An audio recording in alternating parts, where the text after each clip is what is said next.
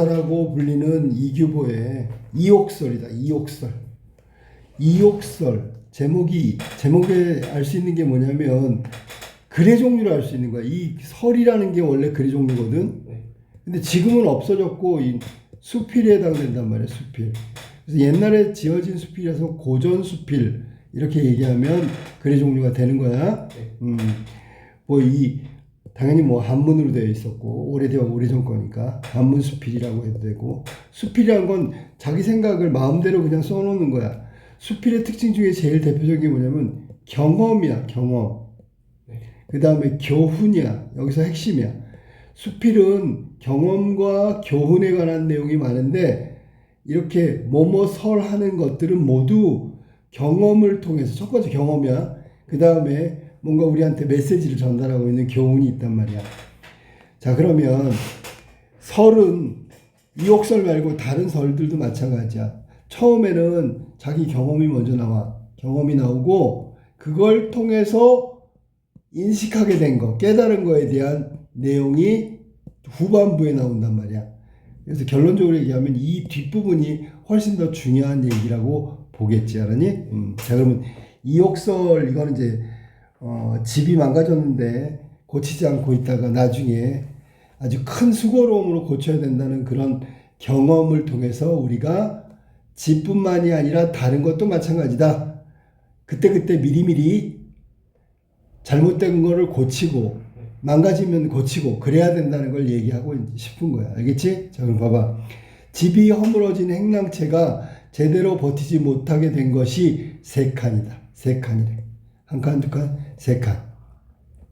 원래 행랑채가 뭐냐면 대문 옆에 손님 들어오면 머무르게 해주는 게 행랑채라 그래. 다른 말로 문간 옆에 있다 그래서 문간채라고도 불러.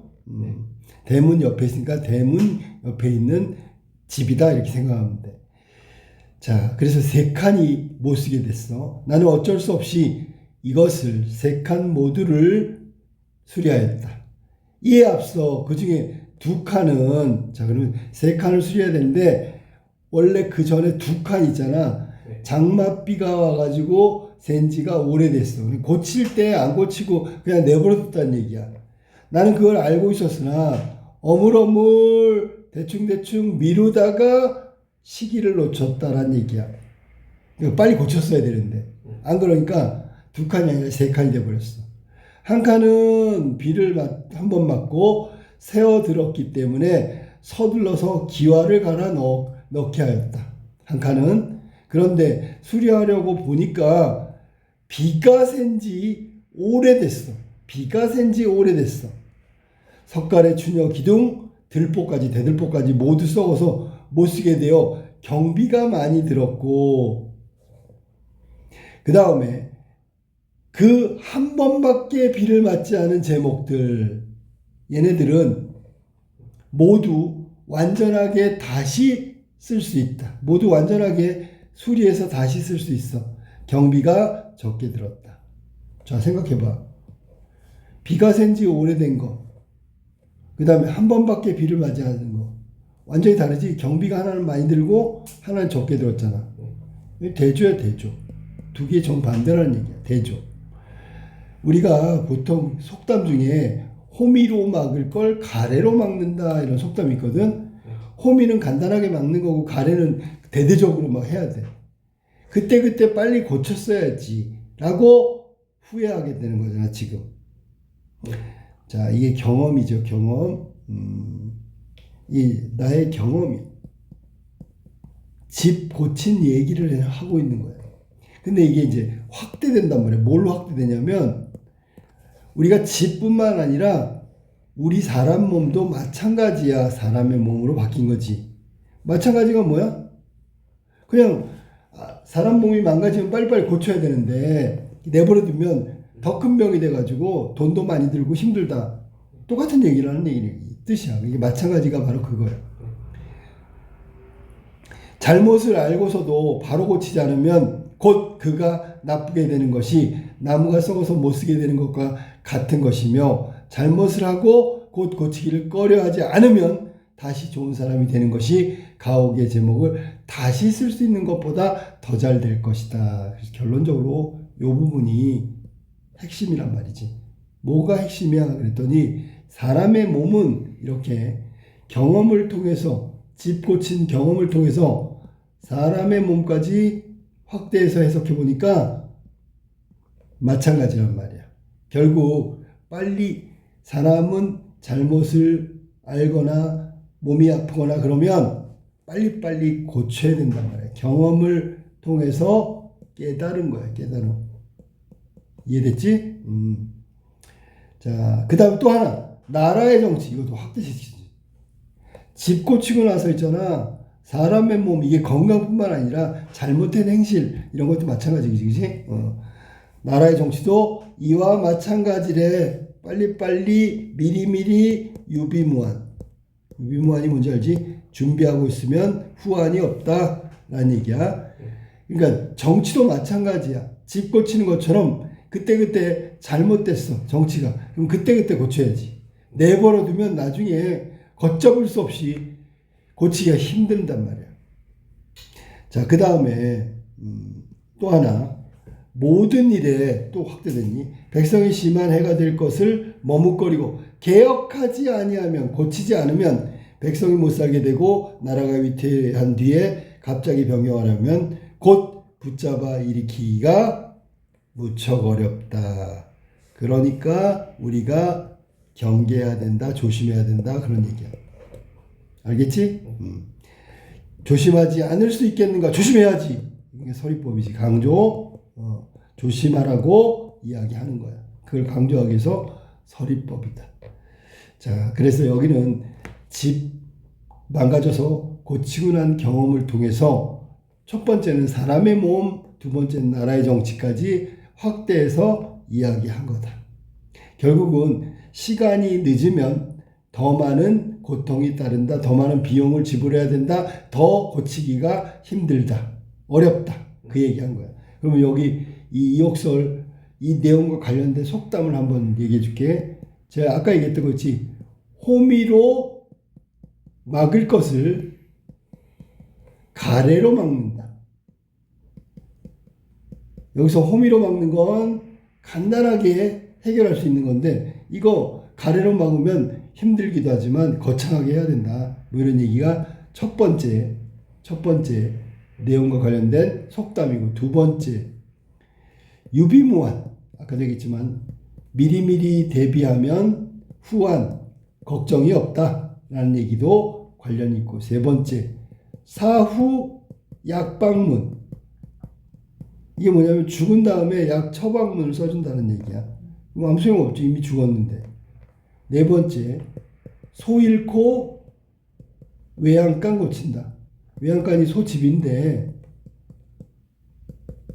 소 잃어버린 다음에 외양간 고치면 뭐해? 아무 쓸데없는 거지, 그치? 자, 그래서 이런 것들이 모두 이 내용과 관련된 속담이거나 한자성어, 사후약방문까지 이야기했어. 자, 그러면 시험에는 뭐가 나올까 또 한번 확인을 해볼까? 이거는 처음, 중간, 끝 이렇게 3단 구성으로 되어 있는 수필이야. 수필은 형식이 자유롭기 때문에 뭐 이걸 꼭 지키지 않아도 되지만, 여기 이옥설에는 처음, 중간, 끝이 나왔단 말이야. 처음은 경험이고요. 경험은 행랑체를 수리한 내용이지, 그지? 그러면서 중간에서 깨달음을 얻었어. 깨달음, 인식이라고 해도 되고 교훈이라고 해도 돼. 결국 사람에 관한 거야. 사람의 몸도 마찬가지다. 여기서는 건강뿐만 아니라 행동도 마찬가지야. 잘못된 행실, 그걸 바로바로 고치지 않으면 얘가 점점 더 나쁜 짓을 한다고. 고치기 힘들어. 건강도 마찬가지고. 그 다음에 두 번째, 깨달음이 이게 첫 번째고, 깨달음 또 깨달았어. 당연히 나라의 정치겠지. 나라의 정치도 마찬가지야. 백성에게 해가 되는 걸 알고 있어. 그럼 빨리 고쳐야지. 근데 그걸 차일피일 미루면서 고치지 않으면 나중에 원래대로 붙잡아 일으키기가 너무 어렵다는 거 똑같은 거다. 결론적으로 얘기한다면 집 고치는 거나 사람의 몸을 고치는 거나 나라의 정치를 바로잡는 거나 다 마찬가지다. 그래서 이렇게 내용이 점점 확대되고 있다라고 생각하면 돼. 알았지? 네.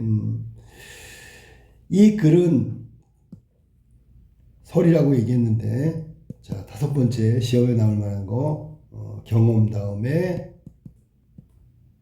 앞부분 경험, 뒷부분은 의견이라고 해도 되고, 깨달음이라고 해도 되고, 교훈이라고 해도 돼. 알았니?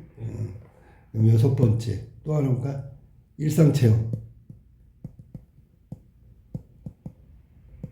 그 다음에 확대했다 그랬지?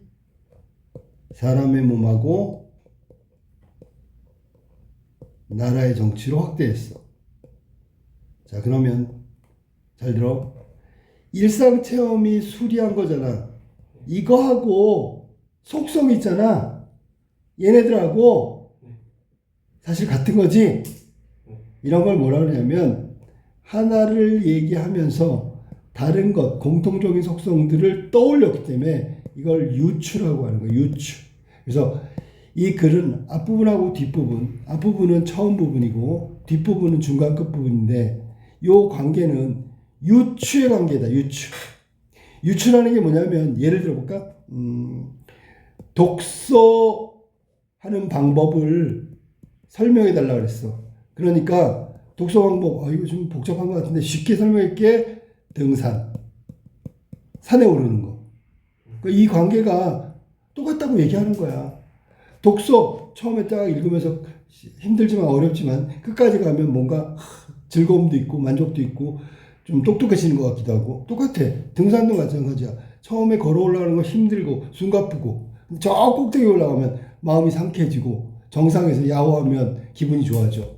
뭔가 이뤄낸 느낌이 있어. 똑같다고.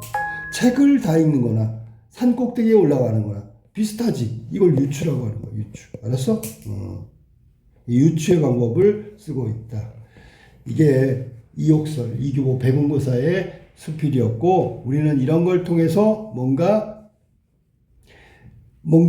의미를 함께 깨달아야 돼. 알았지? 유추 잘 알아도 유추. 그 다음에 의미가 확장된 것은 다시 한번 얘기하면 나라의 정치. 이 유추의 방법을 정확하게 얘기하면 뭐냐면 일상체험 수리, 그 다음에 사람의 몸. 이건 유추라고 볼 수 있어. 똑같다. 그 다음에 이 사람의 몸을 확대한 게 나라의 정치야. 요거는 확대했다. 이렇게 설명하면 되겠다. 이게 이옥설의 내용이었지.